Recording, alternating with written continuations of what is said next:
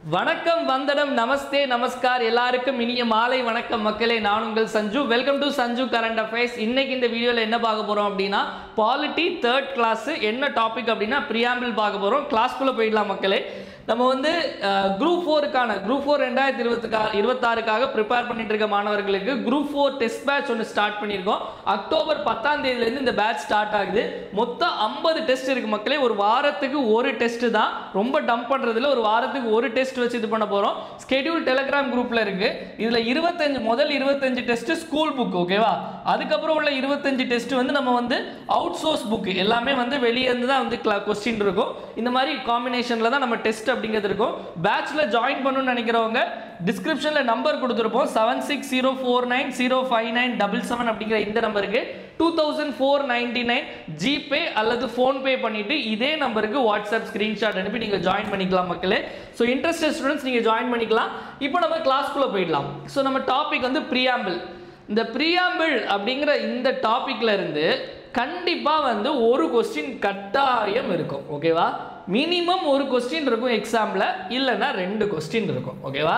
இதுக்கான இருக்கிறதுக்கான ப்ராபபிலிட்டி அதிகம். இப்போ முதல்ல பிரியாம்பிள் அப்படின்னா என்ன? முகவுரை, அதாவது தமிழ்ல முகவுரை அப்படின்னா என்ன? இப்போ வந்து நம்ம வந்து ஒரு கிளாஸ் ஸ்டார்ட் பண்ணுறதுக்கு முன்னாடி நான் உங்கள்ட்ட சொன்னேன், இந்த மாதிரி நான் வந்து இன்னைக்கு ஜிஎஸ் 3rd கிளாஸ் எடுக்க போகிறேன், இன்னைக்கு பிரியாம்பிள் அப்படிங்கிற டாபிக் எடுக்க போகிறேன் அப்படின்னு சொல்லிட்டு ஒரு சின்ன இன்ட்ரோ கொடுத்தேன், ஓகேவா? அந்த இன்ட்ரோடக்ஷன் தான் என்னன்னு சொல்கிறாங்க, பிரியாம்பிள் அப்படின்னு சொல்கிறாங்க.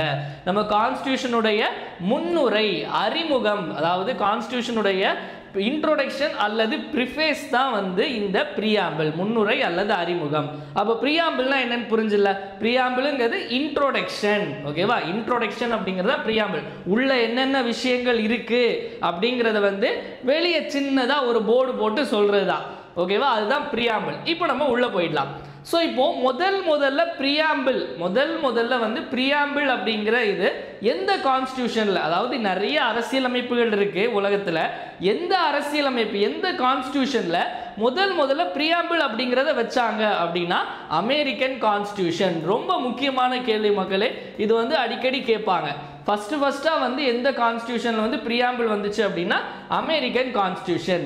இந்த நம்ம கான்ஸ்டியூஷன்ல இருக்க பிரியாம்பிள் வந்து எங்க இருந்து வந்துச்சு அப்படின்னு பாத்தீங்க அப்படின்னா, இதுக்கும் நம்ம 2nd கிளாஸ்ல வந்து நம்ம மேக்கிங் ஆஃப் இந்தியன் கான்ஸ்டியூஷன் எடுத்தோம்ல, அதுல வந்து நமக்கு இந்த கான்ஸ்டியூண்ட் அசம்பிளி, அரசியல் நிர்ணய சபை கூட்டினாங்க. அதுல 3வது மீட்டிங்ல என்ன நடந்துச்சு அப்படின்னு ஞாபகம் இருக்கா? அதாவது ஜவஹர்லால் நேரு அவர்கள் ஆப்ஜெக்டிவ் ரிசல்யூஷன் அப்படிங்கிறத ஒன்ன முன்மொழிவாரு, நோக்க தீர்மானத்தை முன்மொழிவார். என்னைக்கு முன்மொழிவாரு? டிசம்பர் 13, 1946. அது எப்போ ஏற்றுக்கொள்ளப்பட்டது? அடாப்டட். இது வந்து மூட், அதாவது முன்மொழியப்பட்ட நாள். இந்த நோக்க தீர்மானம் முன்மொழியப்பட்ட நாள் வந்து டிசம்பர் 13, 1946. ஏற்றுக்கொள்ளப்பட்ட நாள் வந்து அடாப்ட் பண்ண டே வந்து ஜான் 22, 1947. இந்த ஆப்ஜெக்டிவ் ரிசல்யூஷன் தான் பிரியாம்பிள்கான பேஸ், ஓகேவா? அப்போ வந்து பிரியாம்பிள் அப்படிங்கிறது இந்த ஆப்ஜெக்டிவ் ரிசல்யூஷன், நோக்க தீர்மானத்தை அடிப்படையாக கொண்டு உருவாக்கப்பட்டது தான் வந்து இந்த பிரியாம்பிள். அப்போ இந்த பிரியாம்பிள்ல யாருடைய பங்கு ரொம்ப அதிகம்? ஜவஹர்லால் நேரு. எப்படி இந்திய அரசியல் அமைப்புல அம்பேத்கர் அவர்களுடைய பங்கு அதிகமோ, இந்த இன்ட்ரோடக்ஷன்ல வந்து பங்கு அதிகம் வந்து யாருக்கு அப்படின்னா ஜவஹர்லால் நேருக்கு.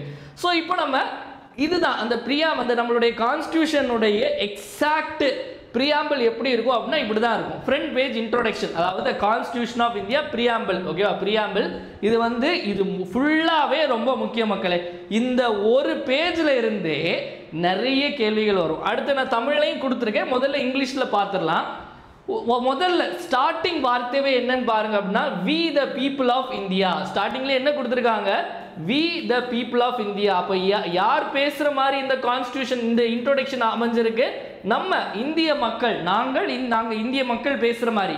இந்த கொஸ்டினும் கேட்பாங்க, அதாவது கான்ஸ்டியூஷன்ல முதல் லைன் என்ன அப்படின்னு கேட்டாங்க அப்படின்னா we the people of India.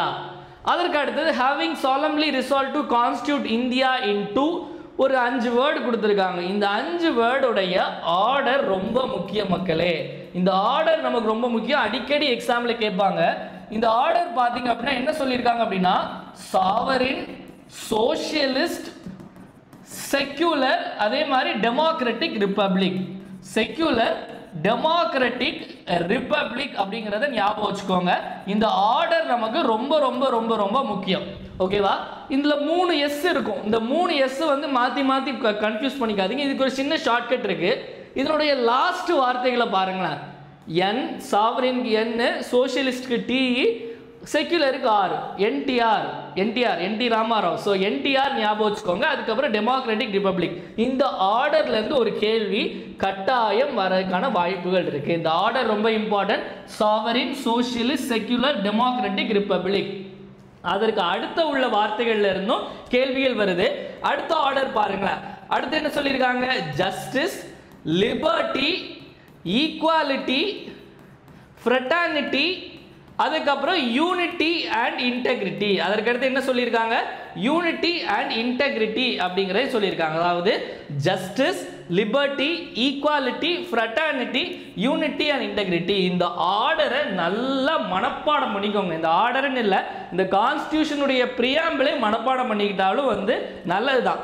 So இதில் வந்து வேற மாதிரியான கேள்விகள் கேட்க என்னெல்லாம் வாய்ப்பு இருக்கு அப்படின்னா, நம்மளுடைய இந்திய அரசியலமைப்பு இப்போ ஜஸ்டிஸ் எந்த மாதிரியான ஜஸ்டிஸ் எல்லாம் கொடுக்குது அப்படின்னா 3 விதமான ஜஸ்டிஸ். Social, economic, political. அதாவது எத்தனை வகையான நீதி அப்படின்னா சமூக நீதி, பொருளாதார நீதி, அரசியல் நீதி. அதே மாதிரி எத்தனை வகையான லிபர்ட்டி கொடுக்குன்னா liberty of thought, expression, belief, faith, worship. இந்த மாதிரியான கேள்விகள் வந்து இனிமே கேட்கலாம். ஓகேவா? இதுவரை கேட்டதில்லை. ஈக்குவாலிட்டி ஆஃப் ஸ்டேட்டஸ்ன்னு சொல்கிறாங்க, ஆப்பர்ச்சுனிட்டின்னு சொல்கிறாங்க, யூனிட்டி, இன்டெகிரிட்டி. ஸோ இந்த மாதிரி நான் இப்போ சொன்ன இந்த மெத்தடில் கேட்டதில்லை. ஆனால் கேட்குறதுக்கான இனிமேல் ஒரு மாதிரி வித்தியாசமாக கேட்கணும்னு நினச்சாங்க அப்படின்னா இந்த மாதிரி கேட்கலாம். அதற்கு அடுத்து இந்த லாஸ்ட் லைன் ரொம்ப முக்கியம். இன்னொரு constitution assembly this 26th day of November 1949 என்ன சொல்லியிருக்காங்க? நவம்பர் 26, 1949 வந்து என்னன்னு சொல்லியிருக்காங்க? to hereby adopt, enact and give to ourselves the constitution.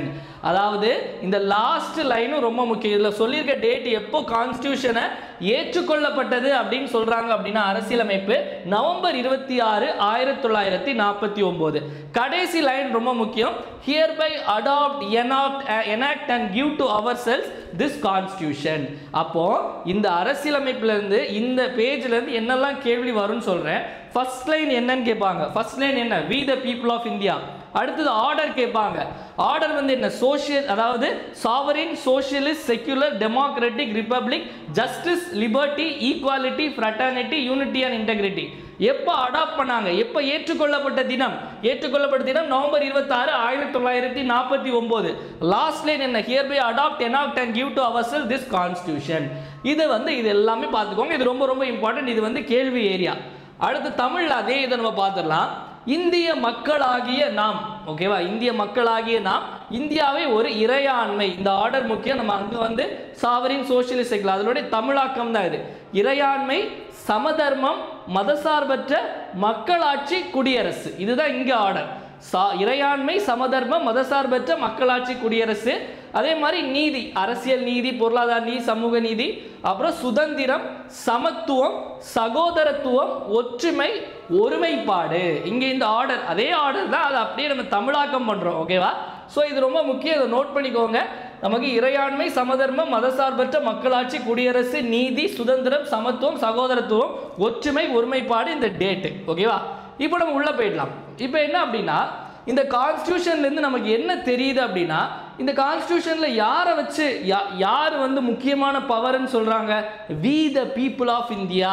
அப்போ மொத்த அதிகாரமும் அந்த சோர்ஸ் ஆஃப் பவர் யார்கிட்ட இருக்கு அப்படின்னா இந்திய மக்கள் கிட்ட தான் இருக்கு. இதை கேள்வியாக கேட்பாங்க. அதிகாரம் அப்படிங்கிறது யார்கிட்ட இருக்கு? மக்கள்கிட்ட, இந்திய மக்கள். இந்திய மக்கள்கிட்ட இருக்குதுங்க. நான் சொல்றது கரெக்டா? நம்ம பவர்ஃபுல்லா இல்லை ஒரு பிரைம் மினிஸ்டரோ இல்லை சீஃப் மினிஸ்டர் பவர்ஃபுல்லா? யார் பவர்ஃபுல்? நமக்கு தோணலாம் பிஎம் தான் பவர்ஃபுல், சிஎம் தான் பவர்ஃபுல். ஆனால் அவங்கள தேர்ந்தெடுக்கிறது யாரு? நம்ம மக்கள் பிரதிநிதியை தேர்ந்தெடுக்கிறோம். அவங்க சிஎம் தேர்ந்தெடுக்கிறாங்க. அவங்களுக்குள்ள ஒருத்தங்க சிஎம் ஆகுறாங்க, பிஎம் ஆகுறாங்க. ஓகேவா? அப்போ இது வந்து மக்களாட்சி. மக்கள் தான் வந்து என்ன பண்றாங்க அப்படின்னா தேர்ந்தெடுக்கிறாங்க. அப்போ அந்த சோர்ஸ் ஆஃப் பவர் அப்படிங்கிறது மக்கள். ஓகேவா? அடுத்து பார்த்தீங்க அப்படின்னா இந்த கான்ஸ்டியூஷன் சொன்ன மாதிரி ஏற்றுக்கொள்ளப்பட்ட நாள் வந்து நவம்பர் 26, 1949. அதற்கு அடுத்து பார்த்தீங்க அப்படின்னா இதுவும் ரொம்ப ரொம்ப ரொம்ப ரொம்ப முக்கியமான ஒரு கேள்வி. நம்ம கான்ஸ்டியூஷனை வந்து அமெண்ட் பண்ணியிருக்காங்களா? அதாவது ஏதாவது சட்ட திருத்தம், அரசியலமைப்பு சட்ட திருத்தம் மூலமாக அமல்படுத்தியிருக்கா, அதாவது அது திருத்தம் பண்ணியிருக்காங்களான்னு கேட்டால் ஒரே ஒரு வாட்டி இதை பண்ணியிருக்காங்க. நம்ம சில வார்த்தைகள்லாம் பார்த்தோம்ல, இந்த சோஷியலிஸ்ட், செக்யூலர், இன்டெகிரிட்டி, சமதர்மம், மதச்சார்பின்மை, ஒருமைப்பாடு, இந்த 3 வார்த்தைகளையும் வந்து 1976க்கு முன்னாடி கிடையாது. 42வது அரசியலமைப்பு சட்ட திருத்தம் 1976ல் தான் இந்த 3 வார்த்தையை சேர்த்தாங்க. ரொம்ப ரொம்ப ரொம்ப ரொம்ப இதுவும் முக்கியம். என்னடா எல்லாத்துக்கும் ரொம்ப ரொம்ப முக்கியம் சொல்லிருக்காங்கன்னா இது எல்லா பாட்டுமே கொஸ்டின் ஏரியா. ஓகேவா? சோஷியலிஸ்ட், செக்யூலர், இன்டெகிரிட்டி, சமதர்மம், மதச்சார்பின்மை, ஒருமைப்பாடு, இந்த எந்த வார்த்தைகளை வந்து இந்த 42வது அரசியலமைப்பு சட்ட திருத்தம் மூலமா பிரியாம்பிள்ல முகவுரையில சேர்த்தாங்க அப்படின்னு கேட்டாங்கன்னா இந்த 3 இல்ல. திருப்பி மாத்தி கேட்கலாம், இந்த 3 வார்த்தைகளை எந்த அரசியலமைப்பு சட்ட திருத்தம் மூலமா வந்து சேர்த்தாங்க அப்படின்னு கேட்டா 42வது அரசியலமைப்பு சட்ட திருத்தம் 1976. இப்போ அடுத்து இது யாருடைய பீரியட்ல அப்படின்னா இதை மாத்தினது வந்து இதை சேர்த்தது வந்து இந்திரா காந்தி அவர்கள். ஓகேவா? ஸோ இதை நோட் பண்ணிக்கோங்க. அடுத்தது வந்து கான்ஸ்டியூஷன்ல இப்போ ஒவ்வொரு வார்த்தைகள் பார்த்தோம்ல, சாவரின், சோஷியலிஸ்ட், செக்யூலர், இன்டெகிரிட்டி, இந்த மாதிரி நிறைய வார்த்தைகள் பார்த்தோம்ல. ஸோ இந்த வார்த்தைகளுக்கான அர்த்தங்கள் நம்ம பார்க்க போறோம். இந்த அர்த்தங்களை வச்சு கேள்வி கேட்பாங்க. சாவரின் அப்படின்னா என்ன, இந்திய இறையாண்மை அப்படின்னா என்ன அப்படின்னா, இந்திய இறையாண்மை அப்படிங்கிறது இந்தியாவில் வந்து நம்மளை தாண்டி எந்த பவரும் கிடையாது. ஓகேவா? அதாவது நம்ம நாட்டுக்கான முடிவை வேற நாட்டுக்காரன் எடுக்க முடியாது. ஏன் இந்த வார்த்தையை மூல வச்சாங்க அப்படின்னா, ஏன்னா நம்ம வந்து பிரிட்டிஷ் வந்து நம்மளை அடிமைப்படுத்தி இருந்தாங்க. நம்மளுக்கான எல்லா முடிவையும் யார் எடுத்தாங்க அப்படின்னா பிரிட்டிஷ் தான் எடுத்துட்டு இருந்தாங்க. அப்போ வந்து நம்ம வந்து 1947க்கு முன்னாடி நம்மளுடைய இறையாண்மை அப்படிங்கிறது யார்கிட்ட இருந்து, சுப்ரீம் பவர் யார்கிட்ட இருந்து அப்படின்னா பிரிட்டிஷ் கிட்ட இருந்து. இப்போ யார்கிட்ட இருக்கு? நம்ம கிட்ட தான் இருக்கு, இந்தியா கிட்ட தான் இருக்கு. அப்போ இந்த இறையாண்மை அப்படிங்கிறது என்ன அப்படின்னா சுதந்திர நாடு, நோ அத்தாரிட்டி அபோவ் இட், உச்சநிலை அதிகாரம் அப்படிங்கிறது நம்ம தான் தவிர யாருமே கிடையாது. இந்த சாவரின் அப்படிங்கிறனால சில விஷயங்கள் பண்ணலாம். இப்போ இந்தியா நினைச்சா, நான் கேட்கிறேன், இந்தியா நினைச்சா பாகிஸ்தான்ல உள்ள ஒரு இடம், இப்போ சிம்பிளா ஒன்று எடுத்தா லாகூர் ஒரு இடம் இருக்கு, இந்த இடத்தை நம்மளால கைப்பற்ற முடியுமா?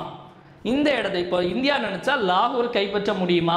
இது வந்து சட்டப்படி ஏதாவது பிரச்சனை ஆகுமா? ஆர்மி இருக்காங்க, அவங்க ஈஸியா முடிச்சிருவாங்க. அதை தாண்டி சட்டப்படி இது வந்து சரியா தப்பா அப்படின்னு கேட்டா சட்டப்படி சரி. ஏன்னா இந்தியா வந்து ஒரு இறையாண்மை நாடு, இந்தியா வந்து ஒரு இந்திய இறையாண்மை வந்து நம்ம கிட்ட தான் இருக்கு. ஸோ அப்போ இந்தியா வந்து நினைச்சாங்க அப்படின்னா ஒரு நாட்டை வந்து இந்தியா வந்து சீஸ் பண்ணிடலாம், ஒரு நாட்டை வந்து இந்தியா வந்து போய் ஆக்கிரமிச்சிடலாம். அதே மாதிரி இந்தியா நினைச்சாங்க அப்படின்னா இப்போ இந்தியாவில் வந்து இப்போ நம்ம வந்து ராமேஸ்வரத்தை வந்து நம்ம ஸ்ரீலங்காவுக்கு கொடுக்கலாமா? கொடுக்கலாம், பிரச்சனை இல்லை. ஏன்னா இந்தியா இறையாண்மை மிக்க நாடு.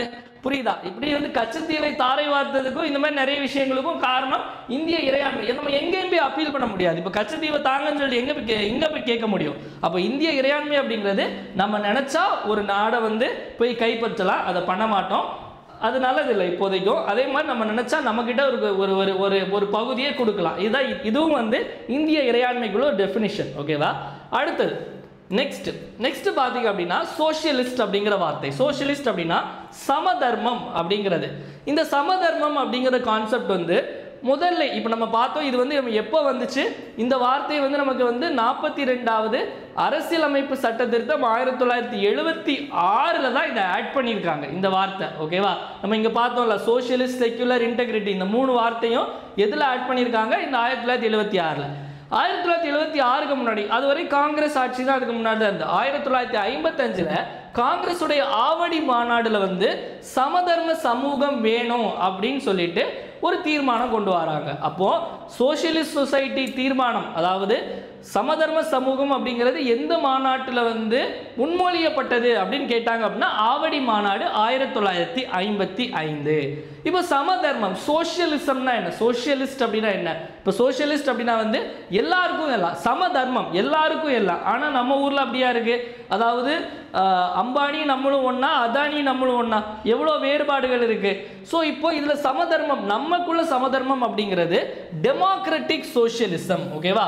நம்மளோடது வந்து மார்க்சியன் சோஷியலிசமோ இல்லை கம்யூனிஸ்ட் சோஷியலிசமோ கிடையாது. டெமோக்ராட்டிக் சோஷியலிசம், அதாவது மக்களாட்சி சமதர்மம். மக்களாட்சி சமதர்மத்தில் வந்து மிக்சட் எக்கனாமி தான் இருக்கும், அதாவது கலப்பு பொருளாதாரம். இந்த மிக்சட் எக்கனாமி அப்படின்னா என்ன அப்படின்னா, அதாவது பப்ளிக் செக்டாரும் இருக்கும், பிரைவேட் செக்டாரும் இருக்கும். ஓகேவா? அதாவது பப்ளிக் பிரைவேட் ரெண்டும் இருக்கிறது தான் வந்து மிக்சட் எக்கனாமி, கலப்பு பொருளாதாரம். இன்னொரு விதத்தில் சொல்லணும் அப்படின்னா இந்திய சமதர்மம் அப்படிங்கிறது மார்க்சியமும் காந்தியசமும் சேர்ந்தது தான் வந்து இந்திய சமதர்மம். அதில் என்ன சொல்றாங்க அப்படின்னா மார்க்சியமும் காந்தியமும் சேர்ந்தது தான், ஆனால் அது ஓவரால் காந்தியம் சைடில் வந்து சாயக்கூடியது அப்படின்னு சொல்றாங்க. இதில் எப்படி கேள்வி கேட்டாலும் ஆன்சர் போட்டுருங்க. டெமோக்ராட்டிக் சோசியலிசம் மார்க்சிசமும் காந்திசம் சேர்ந்தது, ஆவடி செஷன் சோசியலிஸ்டிக் சொசைட்டி சமதர்ம சமூகம், எப்படி கேட்டாலும் ஆன்சர் போட்டுருங்க. ஓகேவா? அடுத்தது நெக்ஸ்ட் செக்யுலர். இந்த செக்யுலர் அப்படிங்கிற வார்த்தையை நம்ம என்ன பார்த்தோம்? 42வது அரசியலமைப்பு சட்ட திருத்தம் 1976 தான் இதையும் கொண்டு வந்தாங்க. ஓகேவா?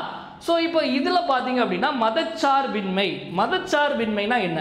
அதாவது செக்யுலரிசம் அப்படின்னு சொல்லும்போது வந்து அதில் நிறைய டைப் ஆஃப் செக்யுலரிசம் இருக்கு.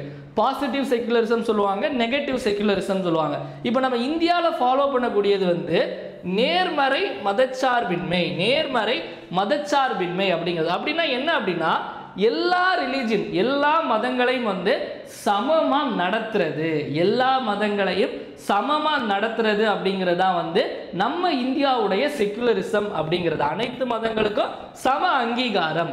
அதே மாதிரி அரச மதம் அப்படின்னு ஒன்று கிடையாது. No state religion. நான் சொல்ற இந்த பாயிண்ட்ஸ் எல்லாம் உங்களுக்கு எக்ஸாம்ல அப்படியே இருக்கும். செக்குலரிசம்னா என்ன அப்படின்னு போட்டு ஒரு 4 ஆப்ஷன் கொடுப்பான். ஸ்டேட் ரிலீஜன் ஒன்று கிடையாது. எல்லா மதங்களுக்கும் வந்து சம அங்கீகாரம், சேம் ஸ்டேட்டஸ் அப்படிங்கிறது. ஓகேவா? So all religion same. இப்போ நம்ம ஊரில் எடுத்துருங்க, இப்போ ஒரு ஹிந்துனா வந்து ஒரு அதிகமாக வச்சுப்பாங்களா? ஹிந்துக்கு வந்து இந்த ப்ரிவிலேஜ்லாம் இருக்குது, கிறிஸ்டியனுக்கு இந்த ப்ரிவிலேஜ்லாம் இருக்குது, முஸ்லீம் இந்த ப்ரிவிலேஜ்லாம் இருக்குது. அப்படிலாம் எதுவுமே கிடையாது. எல்லாருக்கும் ஈக்குவல் ஆப்பர்ச்சுனிட்டி அப்படிங்கிற ஈக்குவல் ஸ்டேட்டஸ், சம அதிகாரம் அங்கீகாரம் அப்படிங்கிறது இருக்கு. ஸோ இது பார்த்தீங்க அப்படின்னா இப்போ இந்த செக்யுலரிசம் அப்படின்னு சொல்றது வந்து மதச்சார்பின்மை. அதற்கு ஆப்போசிட் என்ன அப்படின்னா செக்யுலரிசத்துக்கு ஆப்போசிட் வந்து மதச்சார்பின்மைனா மதச்சார்பு அரசு, தியோக்ராட்டிக் ஸ்டேட் அப்படின்னு சொல்லுவோம். தியோக்ராட்டிக் ஸ்டேட்னா என்ன அப்படின்னா அந்த அரசாங்கத்துக்குன்னு ஒரு மதம் இருக்கும், ஸ்டேட் ரிலீஜியன் ஒன்று இருக்கும். இப்போ எக்ஸாம்பிளுக்கு பாகிஸ்தானுடைய ஸ்டேட் ரிலீஜியன் வந்து இஸ்லாம், வேட்டிகனுடைய ஸ்டேட் ரிலீஜியன் வந்து கிறிஸ்டியானிட்டி. ஸோ இந்த மாதிரி ஸ்டேட் ரிலீஜியன் இருக்கிறது வந்து தியோக்ராட்டிக் ஸ்டேட். அப்போ தியோக்ராட்டிக் ஸ்டேட்டுக்கு எக்ஸாம்பிள் கேட்டாங்க அப்படின்னா பாகிஸ்தான், வேட்டிகன் சிட்டி, இது எல்லாமே பார்த்தீங்க அப்படின்னா நமக்கு தியோக்ராட்டிக் ஸ்டேட், மதச்சார்பு அரசு. மதச்சார்பற்ற அரசுக்கு வந்து நமக்கு வந்து எதெல்லாம் எக்ஸாம்பிள்னா நம்ம இந்தியா தான் எக்ஸாம்பிள். இப்போ இந்த மதச்சார்பின்மை பற்றி 1888 காங்கிரஸ் உடைய அலகாபாத் மாநாடுல செக்யுலரிசம் பற்றி பேசியிருப்பாங்க. 1888 காங்கிரஸ் இதில் அலகாபாத்ல மதச்சார்பின்மை பற்றி பேசியிருப்பாங்க. இந்த 88 இந்த அலகாபாத் காங்கிரஸ் செஷனுடைய தலைவராக இருந்தது வந்து ரொம்ப முக்கியமான ஒரு ஆளு, ஜார்ஜ் யூலே. இதோட படிச்சிருப்பீங்க. ஜார்ஜ் யூலே அப்படிங்கிறவர் யார் அப்படின்னா முதல்ல ஒரு ஆங்கிலேயர் வந்து காங்கிரஸ் மாநாடுக்கு தலைமை ஏற்றவர் யார் அப்படின்னா இந்த ஜார்ஜ் யூலே அப்படிங்கிறவர். புரியுதா? அதாவது ஃபர்ஸ்டா ஒரு ஆங்கிலேயர் ஒரு காங்கிரஸ் மாநாடு தலைமையேற்று நடத்தினது அலகாபாத்ல தான். அது தலைவர் யார் அப்படின்னா ஜார்ஜ் யூலே. இப்போ செக்குலரிசம் மதச்சார்பின்மைனா என்னன்னு பார்த்தாச்சு. அதுக்கு அடுத்தது டெமோக்ராட்டிக் மக்களாட்சி அப்படின்னு சொன்னீங்க அப்படின்னா இந்த முதல்ல இந்த டெமோக்ரஸி அப்படிங்கிற வேர்டை, அந்த வார்த்தையை முதல்ல பயன்படுத்தினது யார் அப்படின்னா ஹெரோடோட்டஸ் அப்படிங்கிறவர் தான் வந்து இந்த வார்த்தையை பயன்படுத்தியிருப்பாரு. மக்களாட்சியினுடைய பிறப்பிடம், பர்த் பிளேஸ் எது அப்படின்னு கேட்டாங்கன்னா ஏத்தன்ஸ் கிரேக்க நாட்டில் உள்ளது. ஓகேவா? பிறப்பிடம் அப்படிங்கிறது. இப்போ டெமோக்ரஸி மக்களாட்சி அப்படிங்கிறது 2 விதம் மக்களே. ஒன்று வந்து என்ன அப்படின்னா இது நம்ம அடுத்த இதில் பார்ப்போம். ஓகே, இதில் நெக்ஸ்ட் நம்ம பார்ப்போம். அதுக்கு முன்னாடி இப்போ நம்ம இந்தியா அதாவது ரெண்டு விதம் இருக்கு. ஒன்று வந்து டைரக்ட் டெமோக்ரஸி, இன்னொன்று இன்டைரக்ட் டெமோக்ரஸி. இந்தியாவில் ஃபாலோ பண்ணுறது இன்டைரக்ட் டெமோக்ரஸி என்ன அப்படிங்கிறத நான் நெக்ஸ்ட் ஸ்லைடில் நான் போகும்போது சொல்கிறேன். அதே மாதிரி இந்த ஒரு கோட்ஸை வந்து நோட் பண்ணிக்கோங்க. Political democracy cannot last unless there lies at the base of it social democracy.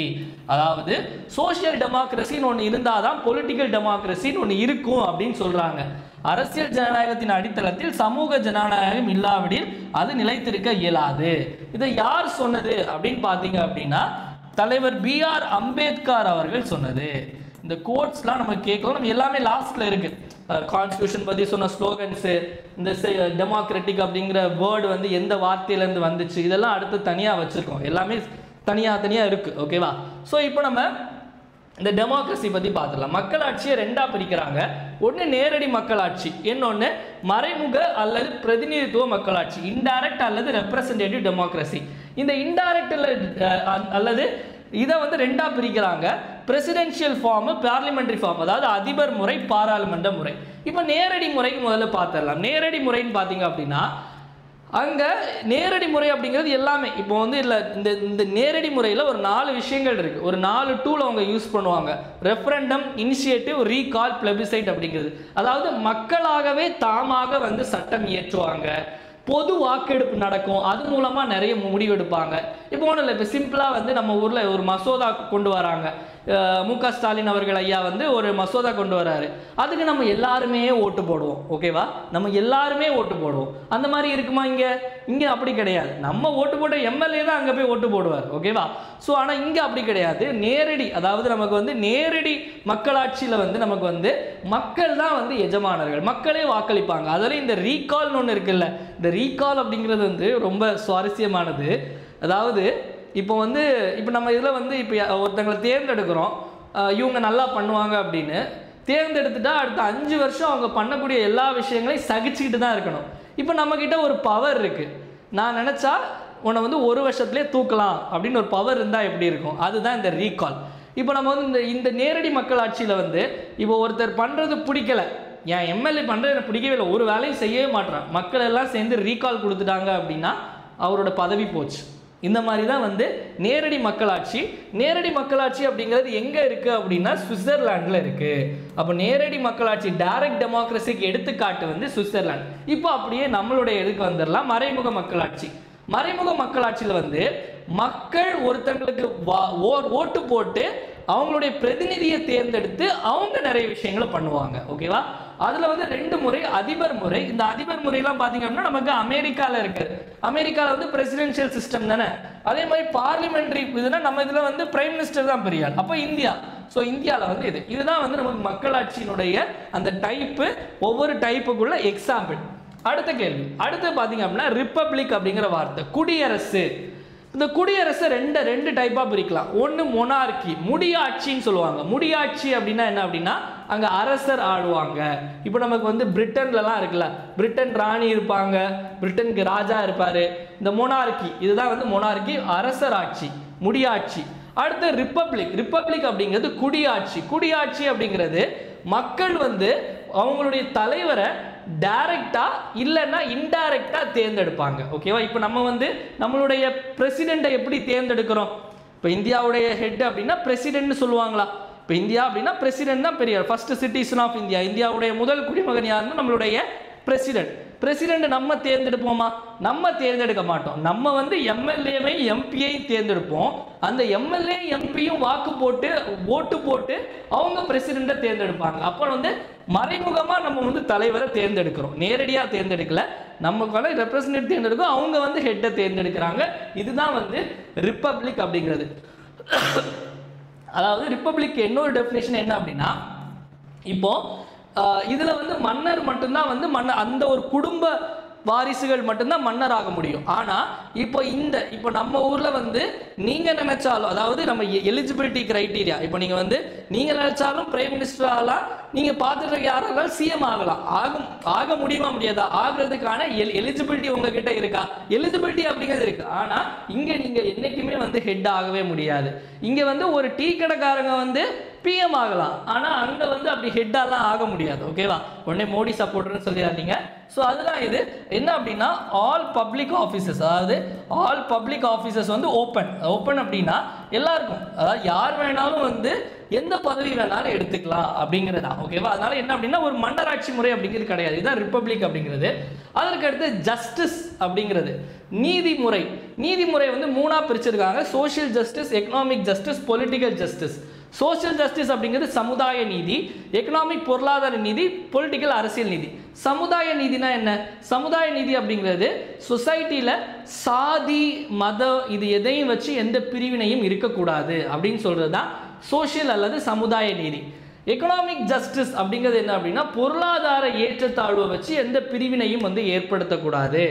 அதாவது நீ பணக்காரன் அதனால் நீ ஓட்டு போடலாம், நீ முன்னாடிலாம் அப்படி தான் இருந்துச்சு. ஒரு நீங்கள் டேக்ஸ் கட்டுறவங்க மட்டும்தான் ஓட்டே போட முடியும். இப்போ அப்படி கிடையாது.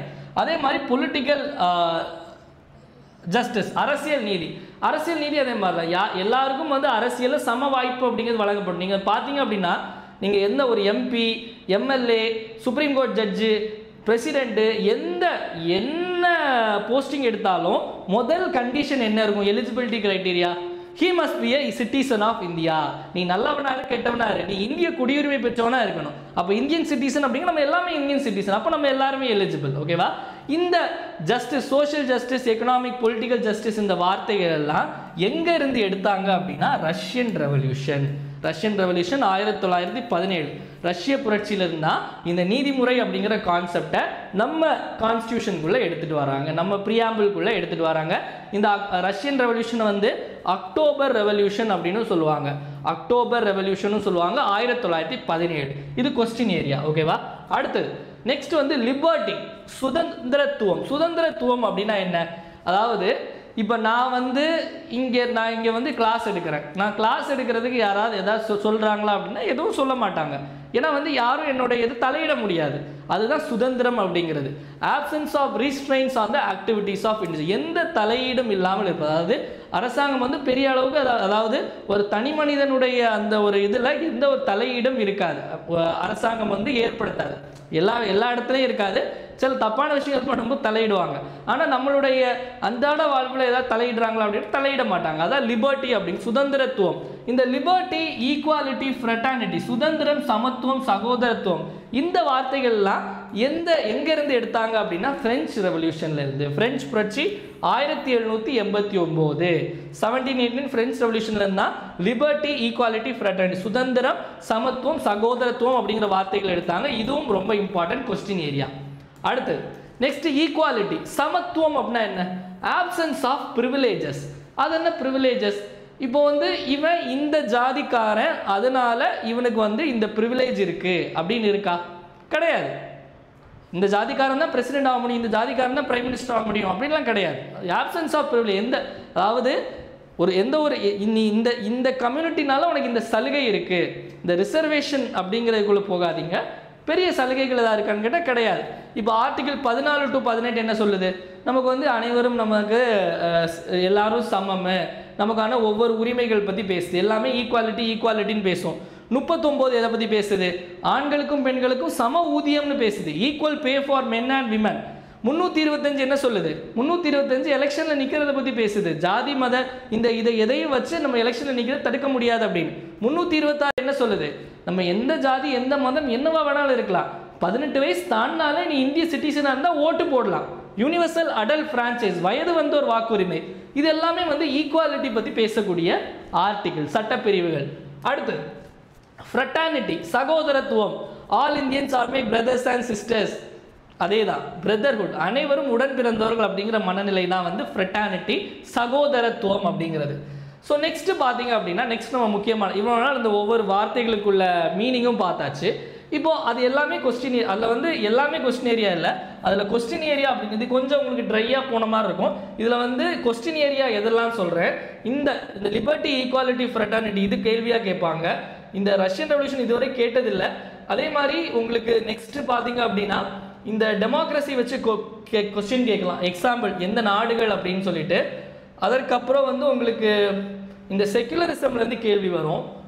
வேற பெரிய அளவுக்கு இதில் கேள்விக்கான இது அப்படிங்க இல்லை. இது ஜஸ்ட் அது மீனிங்லாம் தெரிஞ்சு வச்சுக்கோங்க. மேட்ச் த ஃபாலோயிங் இந்த மாதிரிப்பட்ட விஷயங்கள்லாம் நம்ம பார்ப்போம். ஸோ இப்போ ஸ்லோகன்ஸ், இது ரொம்ப இம்பார்ட்டன்ட். யார் என்ன சொன்னாங்க, நம்மளுடைய பிரியாம்பிள் பற்றி, நம்மளுடைய முகவுரை பற்றி என்ன சொன்னாங்க அப்படிங்கிறது ரொம்ப முக்கியம்.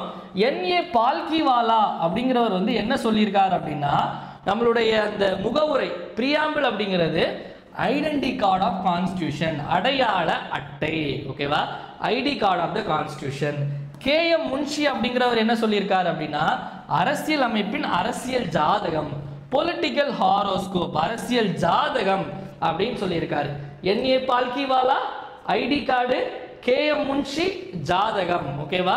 ஸோ முன்ஷி மூஞ்ச பார்த்து ஜாதகம் சொல்லுவார். ஓகேவா? ஜாதகம். Palkhivala ID card. அதுக்கு அடுத்தது ஏர்னஸ்ட் பார்க்கர் அப்படிங்கிற ஒருத்தர் கீநோட் ஆஃப் த கான்ஸ்டியூஷன், முக்கிய குறிப்பு அப்படின்னு சொல்லியிருக்காங்க. ஓகேவா? இபி சாவி, அதாவது எர்னஸ்ட் பாக்கர்னா இபியா. ஸோ இபிக்கு வந்து நம்ம வந்து இபி வந்து பின்னாடி இருந்தால் சாவி வச்சுருப்போம். ஏதாவது ஒரு அந்த மாதிரி நம்ம ஒரு ஷார்ட்கட் எடுத்துக்க வேண்டியதா, ஓகேவா? ஸோ பின்னாடி வந்து இபி போர்டு இருக்கும், அதுக்கு சாவியை போட்டு வந்து ரீடிங் எடுத்துகிட்டு போவாங்க. ஸோ இபி கீ நோட், முக்கிய குறிப்பு அப்படிங்கிறது. இவர் வந்து ஒரு புத்தகமும் எழுதியிருப்பார், principles of social and political theory அப்படின்னு. அதை நோட் பண்ணிக்கோங்க, எக்ஸாமில் கேட்கறதுக்கான வாய்ப்பு இருக்குது. நெக்ஸ்ட் இந்த தாக்கூர் தாஸ் பார்கவ் அப்படிங்கிறது வந்து இந்திய அரசியலமைப்பின் ஆன்மா அப்படின்னு சொல்லியிருப்பார், ஓகேவா? இந்திய அரசியலமைப்பின் ஆன்மா. இது எல்லாமே வந்து பிரியாம்பிளை பற்றி, முகவுரை பற்றி சொல்லக்கூடிய விஷயம். இந்த தாக்கூர் தாஸ் வேற நிறைய விஷயங்களும் சொல்லியிருப்பாரு. இவர் என்ன சொல்லியிருப்பார் அப்படின்னா, இது வந்து கீ ஆஃப் த கான்ஸ்டியூஷன், இது கீ நோட், முக்கிய குறிப்பு, ஓகேவா? இது வந்து தாக்கூர் தாஸ் வந்து இதனுடைய சாவி அப்படின்னு சொல்லியிருப்பாரு. ஜுவல் செட், நகை அப்படின்னு சொல்லியிருப்பாரு. விலை மதிப்பற்றது அப்படின்னு சொல்லியிருப்பாரு. இது வந்து நம்மளுடைய கான்ஸ்டியூஷனை ஒரு அளவெடுக்கிறதுக்கான சரியான அளவுகோல் அப்படின்னு சொல்லியிருப்பார். இது வந்து இந்த தாக்கூர் தாஸ் பார்கவ் போகிற போக்கில் நிறைய சொல்லிட்டு போயிட்டார். இந்த ஜுவல் செட்டு, கீ, ப்ரிஷியஸ் பாட்டு, ப்ராப்பர் யாட்ஸ்டிக், இந்த வார்த்தைகள்லாம் பார்த்தீங்க அப்படின்னா தாக்கூர் தாஸ் பார்கவ் அப்படின்னு சொல்லிட்டு ஆன்சரை போட்டுருங்க, ஓகேவா? அடுத்தது பார்த்தீங்க அப்படின்னா அல்லடி கிருஷ்ணசாமி என்ன சொல்லியிருக்காரு அப்படின்னா, நம்ம என்ன நினைச்சோமோ, என்ன கனவு கண்டோமோ அது அப்படியே வந்திருக்கு. Expresses what we are thought or dream சொல்லலாம், நாம் நினைத்ததை அல்லது கனவு கண்டதை அப்படியே வெளிப்படுத்தியிருக்கு இந்த பிரியாம்பிள். கனவு கண்டுட்டு இருப்பாருன்னு நினைக்கிறேன். அடுத்தது ஹிதாயத்துல்லா அப்படிங்கிறது நம்மளுடைய former chief justice of India. இவர் என்ன சொல்றாரு அப்படின்னா, அதாவது அமெரிக்க சுதந்திர பிரகடனம்னு ஒன்று இருக்கு, அதே மாதிரியே இருக்கு, அதை விட சூப்பராகவே இருக்கு அப்படின்னு சொல்றாரு. அப்போ அமெரிக்கா அப்படின்னு பேசினா ஹிதாயத்துல்லா, இது ஞாபகம் வச்சுக்கோங்க. இது எல்லாமே ரொம்ப முக்கியம். Ernest Barker, Thakur Das Bhargava, KM Munshi, NA Palkhivala, இது எல்லாமே இம்பார்ட்டன்ட். அடுத்து பார்த்தீங்க அப்படின்னா இது சம்பந்தப்பட்ட வழக்குகள் அந்த ஆண்டு என்ன சொன்னாங்க அப்படின்னு சொல்லிட்டு, அதாவது பெருபாரி யூனியன் வழக்கு 1960. ஸோ இதில் என்ன சொல்லியிருப்பாங்க அப்படின்னா, இந்த பிரியாம்பிள் அப்படிங்கிறது வந்து, அதாவது எதுக்காக கேஸ் அப்படின்னா, இந்த பிரியாம்பிள் அப்படிங்கிறது கான்ஸ்டியூஷனுடைய ஒரு பகுதியா இல்லையா, அதாவது is preamble a part of the constitution. இதை கான்ஸ்டியூஷனாக எடுத்துக்கலாமா, இல்லை வந்து கான்ஸ்டியூஷன் இல்லை அப்படின்னு எடுத்துக்கலாமா? ஏன்னா கான்ஸ்டியூஷன் எடுத்துக்கிட்டால் அதில் இருக்கிறத கண்டிப்பாக செயல்படுத்தி தான் ஆகணும். இப்போ வந்து பெர்பார் யூனியன் வழக்கில் என்ன சொல்லுவாங்க அப்படின்னா, பிரியாம்பிள் வந்து not a part of the constitution, இது வந்து இந்திய அரசியலமைப்பின் ஒரு பகுதி அல்ல அப்படின்னு சொல்லியிருப்பாங்க. அடுத்தது Kesavananda Bharati versus state of Kerala 1973 என்ன சொல்லியிருப்பாங்க அப்படின்னா, இது வந்து ஒரு இன்டெக்ரல் பார்ட், அதாவது இது வந்து ஒரு பார்ட் ஆஃப் த கான்ஸ்டியூஷன், ஒரு பகுதி தான் அப்படின்னு சொல்லியிருப்பாங்க. அதுக்கடுத்து LIC ஆஃப் இந்தியா கேஸ் 1995, LIC வழக்கு 1995, இது வந்து ஒருங்கிணைந்த பகுதி, இன்டெக்ரல் பார்ட். அப்போ வந்து நல்லா புரிஞ்சுக்கோங்க, பெருபாரி யூனியனில் மட்டும்தான் வந்து இது பார்ட் இல்லைன்னு சொல்லியிருப்பாங்க. கேசவானந்த பாரதியிலையும் LIC வழக்குலையும் வந்து என்ன சொல்லியிருப்பாங்க அப்படின்னா, இது வந்து அரசியலமைப்போட ஒரு பகுதி தான் அப்படின்னு சொல்லியிருப்பாங்க. இப்போ இந்த ஆர்டிகல் 368 எதை பற்றி பேசுது, நம்மளுடைய இந்திய அரசியலமைப்பை வந்து திருத்தம் செய்கிறத பற்றி, அதாவது அமெண்ட்மெண்ட் ஆஃப் த கான்ஸ்டியூஷன் பற்றி பேசக்கூடியதான் வந்து ஆர்டிகல் 368. அமெண்ட்மெண்ட், சட்ட திருத்தம் ஏதாவது பண்ணணும் அப்படின்னா நமக்கு வந்து ஆர்டிகல் 368. இப்போ ஏதாவது ஒரு ப்ரொவிஷனை மாற்றணும், இப்போ நமக்கு 42வது அரசியலமைப்பு சட்ட திருத்தத்தில் 3 வார்த்தைகளை ஆட் பண்ணாங்கல்ல, ஸோ அந்த மாதிரி அமெண்ட் பண்ணது எல்லாமே வந்து பார்த்தீங்க அப்படின்னா இந்த ஆர்டிகல் 368 தான் அதுக்கான பவர் இருக்குது. இப்போது நம்ம பிரியாம்பிள அமெண்ட் பண்ணியிருக்காங்களா, திருத்தம் பண்ணியிருக்காங்களா அப்படின்னா பண்ணியிருக்காங்க, ஒரே ஒரு வாட்டி பண்ணியிருக்காங்க. நம்ம பார்த்தோம் 42வது அரசியலமைப்பு சட்ட திருத்தத்தில் 3 வார்த்தைகள் சேர்த்தாங்க அப்படின்னு. அதுக்கப்புறம் இந்த பிரியாம்பிள அமெண்ட் பண்ணலாமா பண்ணக்கூடாதான்னு நிறைய டிபேட். லாஸ்ட்டில் வந்து சுப்ரீம் கோர்ட் என்ன சொல்லியிருக்காங்க அப்படின்னா, பிரியாம்பிள வந்து நீங்கள் அமெண்ட் பண்ணலாம், ஆனால் அதனுடைய பேசிக் ஸ்ட்ரக்சர், அதனுடைய அடிப்படை கொள்கை கோட்பாடுகளை வந்து கை வைக்காமல் நீங்கள் அதை அமெண்ட் பண்ணலாம். புரியுதா? அதாவது நீங்கள் பிரியாம்பிளை அமெண்ட் பண்ணலாமான்னு பிரியாம்பிளை வந்து அமெண்ட் பண்ணலாமான்னு கேட்டால் அமெண்ட் பண்ணலாம், திருத்தம் பண்ணலாம், ஆனால் அடிப்படை கொள்கைகள் மாறாமல் நீங்கள் அதை சட்டத்தை திருத்தம் பண்ணலாம் அப்படின்னு சொல்லியிருக்காங்க. அடுத்தது பார்த்தீங்க அப்படின்னா இந்த பிரியாம்பிள் பற்றி சில வார்த்தைகள். பிரியாம்பிள் பற்றி பார்த்தீங்க அப்படின்னா, இப்போ பிரியாம்பிள் வந்து இந்த பிரியாம்பிளில் ஒரு வார்த்தை இருக்குது அப்படிங்கிறதுனால அதை பண்ணணும் அப்படிங்கிற அவசியம் கிடையாது. இந்த பிரியாம்பிளில் ஒரு வார்த்தை இருக்குன்னு சொல்லிட்டு இந்த பவரை வந்து ரெஸ்ட்ரிக்ட் பண்ணவும் முடியாது. அதாவது preamble is the neither a source of power nor a prohibition of power. இப்போ நமக்கு அடிப்படை உரிமைகளில் ஒரு விஷயம் இருக்குது அப்படின்னா அது வந்து நம்ம வந்து எந்த கோர்ட்டுக்கு வேணாலும் எடுத்துகிட்டு போகலாம். இப்போ நமக்கு ப்ரியாம்பிளில் ஒரு வார்த்தையை வச்சுட்டு இந்த வார்த்தை வந்து ப்ரியாம்பிளில் இருக்குது, எனக்கு வந்து நீதி கொடுக்கணும், யூனிட்டியாக இருக்குன்னு சொல்லியிருக்காங்க, இல்லை இன்டெக் ஒருமைப்படாதீங்க, இப்படி இருக்க மாட்டேங்கிறாங்க அப்படின்னு சொல்லிட்டு கேஸ்லாம் போட முடியாது. Non justiciable, not enforceable by the court of law. நம்ம நீதிமன்றத்தை தூக்கிட்டு போக முடியாது. இப்போ நம்ம ஃபண்டமெண்டல் ரைட், நம்மளுடைய அடிப்படை உரிமைகள் பாதிக்கப்படுது அப்படின்னா நம்ம கோர்ட்டுக்கு போகலாம். ஆனால் ப்ரியாம்பிளில் இருக்கக்கூடிய சில விஷயங்கள் நமக்கு பாதிக்கப்படுது. நான் நிறைய விஷயங்கள் சொன்னேன்ல, சாவரின், சோஷியலிஸ்ட், செக்குலர், இந்த மாதிரி நிறைய விஷயங்கள், இந்த மாதிரி விஷயங்கள்லாம் எனக்கு பாதிக்கப்படுது அப்படின்னா நான் கோர்ட்டுக்கெலாம் போக முடியாது. அதே மாதிரி இது வந்து எந்த ஒரு நெய்தர சோர்ஸ் தான் போகும், அதுலேருந்து எந்த அதிகாரத்தையும் நம்ம எடுத்துக்க முடியாது. அதில் வார்த்தைகள் இருக்குது அப்படிங்கிறதுனால அந்த அதிகாரத்தை பிடுங்கவும் முடியாது. அதே மாதிரி இன்னொரு விஷயம் என்ன அப்படின்னா, ப்ரியாம்பிள் அப்படிங்கிறத எப்போ வந்து எனாக்ட் பண்ணாங்க அப்படின்னா, கான்ஸ்டியூஷன் எல்லாத்தையும் எழுதி முடிச்சுட்டு கடைசியாக சேர்த்தது தான் வந்து ப்ரியாம்பிள். கேள்வியில் கேட்கலாம், உங்களுக்கு வந்து ப்ரியாம்பிள் வந்து முதல்ல சேர்த்துட்டாங்க, நம்ம யோசிப்போம் நோக்க தீர்மானம் முடிஞ்சு அப்போ ஃபஸ்ட்டே அதை சேர்த்துட்டாங்க. அப்படி கிடையாது, கடைசியில் தான் ப்ரியாம்பிளை வந்து எனாக்ட் பண்ணாங்க. ஓகேவா, ப்ரியாம்பிள் கடைசியாக எனாக்ட் பண்ணாங்க. நெக்ஸ்ட் இந்த ரூட் வேர்ட்ஸ் பார்க்கலாம். இந்த ரூட் வேர்ட்ஸ் பொறுத்த வரைக்கும் வந்து சில வேறு எக்ஸாம்பிளில் கேள்வியாக கேட்குறாங்க, 1-2 தடவை கேட்டிருக்காங்க. இந்த சாவரின் அப்படிங்கிற வார்த்தை வந்து எந்த மொழியிலேருந்து வந்துச்சு அப்படின்னா, லாட்டின் மொழியான சுப்பரானஸ் அப்படிங்கிற ஒரு வார்த்தை தான் சாவரின் அப்படின்னு வந்திருக்கு. இதற்கான பொருள் என்ன அப்படின்னா, சுப்ரீம், அதாவது வந்து உச்சநிலை அதிகாரம். சுப்ரீம்னா அப்படின்னா வந்து ஒரு உயர்ந்த நிலை அப்படின்னு சொல்லுது. ஓகேவா, இது ஏன் நான் தமிழில் கொடுக்கல அப்படின்னா, உங்களுக்கு தமிழில் வேறு மாதிரி பெயர்கள்லாம் உங்களுக்கு கொடுத்து கன்ஃபியூஸ் பண்ணிடக்கூடாது. இந்த சுப்பரானஸ் லத்தீன் மொழி. ஓகேவா, இதை ஞாபகம் வச்சுக்கோங்க. அதே மாதிரி செக்குலர் அப்படிங்கிற வார்த்தையும் லத்தீன் மொழியிலேருந்து வந்தது. லத்தீன் மொழியில் செக்குலம், இந்த கேள்வி அடிக்கடி கேட்பாங்க. செக்குலம் அப்படிங்கிறது, இதற்கான அர்த்தம் வந்து ஜெனரேஷன் அல்லது ஹியூமன் லைஃப் டைம். ஓகேவா, அதாவது ஜெனரேஷன் அப்படிங்கிறது வந்து நமக்கு ஒரு தலைமுறை அல்லது ஒரு மனித ஆயுள், அதுதான் வந்து செக்குலம் அப்படிங்கிறதுக்கு அர்த்தம். அப்போ செக்குலர் அப்படிங்கிற வந்து அந்த வார்த்தை வந்து ஒரு லாட்டின் மொழியிலேருந்து வந்து எந்த வார்த்தையிலேருந்து வந்து அப்படின்னா செக்குலம், SAECULUM. அடுத்து நெக்ஸ்ட் டெமோக்ரஸி அப்படிங்கிற வார்த்தையை வந்து கிரீக். இதில் வந்து நம்ம பார்க்கக்கூடிய எல்லா வார்த்தைகளும் வந்து லத்தீன் மொழியிலேருந்து தான் வந்திருக்கும். டெமோக்ரஸி மட்டும் கிரீக் மொழியிலேருந்து வந்திருக்கணும். ஏன்னா பார்த்தோம், இந்த மக்களாட்சியுடைய பிறப்பிடமே எங்கே அப்படின்னா ஏத்தன்ஸ், கிரீஸில். ஸோ கிரீக் மொழியிலான டீமோஸ் மற்றும் கிரேஷியா அப்படிங்கிற 2 வார்த்தையை சேர்த்து தான் இந்த டெமோக்ரஸி அப்படிங்கிற வார்த்தை வந்து டீமோக்ரேஷியான்னு இருக்கும். இதுக்கு அர்த்தம் என்ன அப்படின்னா, டீமோஸ்னா பீப்புள், குரோஷியானா ரூல், மக்கள் அதிகாரம், மக்கள் ஆட்சி, மக்கள் பீப்புள் ரூல், ரூல்னா ஆட்சி, மக்கள் ஆட்சி அப்படிங்கிறது.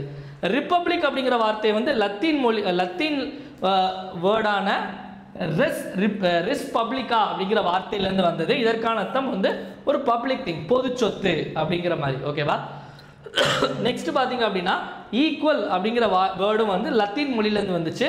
இது வந்து எந்த வார்த்தையிலேருந்து வந்துச்சு அப்படின்னா எக்வலிஸ் அப்படிங்கிறது. இதுக்கு அர்த்தம் என்ன அப்படின்னா ஒரு நியாயமான அப்படின்னு. ஸோ இந்த 5 இதுலேருந்து கேள்வி கேட்கலாம். இதில் முக்கியமான விஷயம் வந்து இந்த செக்குலர், இது வந்து கேள்வி கேட்டிருக்காங்க இதுக்கு முன்னாடி. ஸோ இப்போ நம்ம இவ்வளோ நேரம் பார்த்தாச்சு. இப்போ அடுத்து இது சார்ந்த கொஸ்டின் ஆன்சர்ஸ் நம்ம பார்க்கலாம். ஓகேவா, இது இப்படியே இருக்கட்டு, இது சார்ந்த கொஸ்டின் ஆன்சர் நான் தரேன். இப்போ இந்த கொஸ்டின் ஆன்சர்ஸ் பாருங்களேன். இது வந்து இது சார்ந்த PYQ, இது வந்து ப்ரீவியஸ் இயர் கொஸ்டின் தான். இதில் முதல் கேள்வி பார்த்தீங்க அப்படின்னா என்ன கொடுத்துருக்காங்க, இதில் ஒரு 20 கேள்வி இருக்கு. நம்ம 20 கேள்வி நம்ம பார்க்க போகிறது இல்லை. இதில் நம்ம சில கேள்வியை பார்த்துட்டு நம்ம சில இதை வந்து நான் வந்து உங்களுக்கு டெலிகிராம் குரூப்பில் கொடுத்துறேன் இந்த PDF. ஓகேவா, சஞ்சு கரண்ட் அஃபேர்ஸ் அப்படின்னு டெலிகிராம் குரூப் சேனல் இருக்கும், சஞ்சு கரண்ட் அஃபேர்ஸ்னு இருக்கும். நீங்கள் வந்து டெலிகிராமில் போய் சர்ச் பண்ணாலும் இருக்கும், இல்லை நம்மளுடைய வீடியோடைய டிஸ்கிரிப்ஷன்லையும் லிங்க் கொடுத்துருப்பேன், நீங்கள் பார்த்துக்கலாம். ஓகே, இதில் முதல் கேள்வி லிபர்ட்டி, ஈக்குவாலிட்டி, ஃப்ரெட்டர்னிட்டி இந்த வார்த்தைகள் வந்து எங்கேருந்து வந்துச்சுன்னு கேட்குறாங்க. சுதந்திரம், சமத்துவம், சகோதரத்துவம், இதை அப்படியே நீங்கள் எடுத்துட்டீங்க அப்படின்னா நம்ம எங்கே பார்த்தோம்,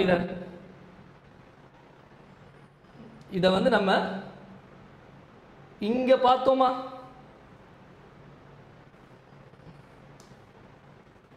லிபர்ட்டி, ஈக்குவாலிட்டி, ஃப்ரெட்டர்னிட்டி எங்கேருந்து எடுத்திருக்காங்க? French revolution. ஓகேவா, ஸோ நம்ம பார்த்தது தான் எல்லாமே கேள்வியாக வரும், பிரெஞ்சு ரெவல்யூஷன். அடுத்தது பாருங்களேன், அடுத்தது இந்த ஆர்டர் கேட்டிருக்காங்க. இந்த ப்ரியாம்பிளில் இருக்கக்கூடிய வார்த்தைகளுடைய order sovereign, socialist, secular, democratic, republic, இறையாண்மை, சமதர்ம, மதச்சார்பு, மக்களாட்சி, குடியரசு, ஆப்ஷன் ஏ. அடுத்து நெக்ஸ்ட் கேள்வி, அடுத்து வாங்க. The preface of the constitution is the preamble, அதாவது அரசமைப்பு சட்டத்தின் முன்னுரை தான் முகப்புரை என்று அழைக்கப்படுகிறது. Correct. According to it India is a sovereign, socialist, secular, democratic republic. Correct. அப்போ 2 காரணம் சரி. ஓகேவா, அடுத்து which term was included in the preamble of the constitution in 1976? 1976 இந்திய அரசியலமைப்பின் முகப்புரையில் சேர்க்கப்பட்ட கூற்று யாது?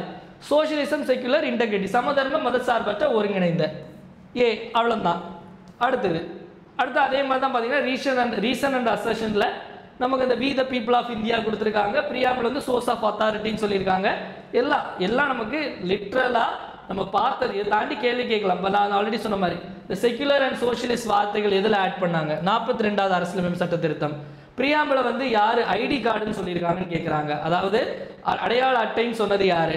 என்.ஏ. பால்கிவாலா. அடுத்த கேள்வி, பிரியாம்பிளை வந்து அரசியலமைப்பின் அரசியல் ஜாதகம்னு சொன்னது யாரு? K.M. முன்ஷி. அதுக்கடுத்து கீ நோட் அப்படின்னு சொன்னது யாரு? Ernest Parker. இந்த மாதிரி ஒரு 20 கேள்விகள் இருக்கு. ஓகேவா? கைப்பட்டு இதாயிடுச்சு. ஓகே, இந்த மாதிரி ஒரு 20 கேள்வி இருக்கு மக்களே.